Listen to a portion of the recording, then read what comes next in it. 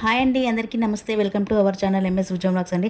ఆషాఢం వచ్చిందంటే చాలు, ఆడవాళ్ళకి పండగతో పాటు చీరల పండగ కూడా కదండి. బోనాల పండగే కాదు, చీరల పండగ కూడా సందడి, ఇష్టం, మక్కువ అనేది ఎక్కువగా ఉంటుంది కదండి ఆషాఢంలో అండ్ శ్రావణంలో. శారీస్ తీసుకోవటం అంటే లేడీస్ మరి పడి ఎగబడి మరీ వెళ్తూ కొనుక్కుంటూ ఉంటాము. లేని కలర్ కొనుక్కుందామని వెళ్తాం, కానీ మనకు లేని కలర్ అనేది కనిపించదు. ఎందుకంటే అన్ని కలర్స్ మన దగ్గర ఆల్రెడీ ఉంటాయి కాబట్టి.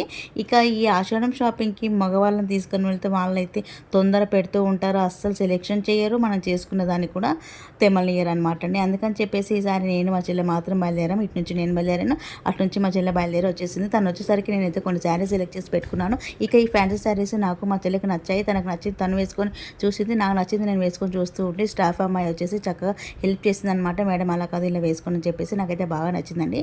ఇక పానీపూరి తినేసి అయితే ఇంటికి వచ్చాము. మేము ఏం తీసుకున్నాం అనేది ప్లీజ్ కామెంట్ అని పెట్టండి, లైక్ చేయండి.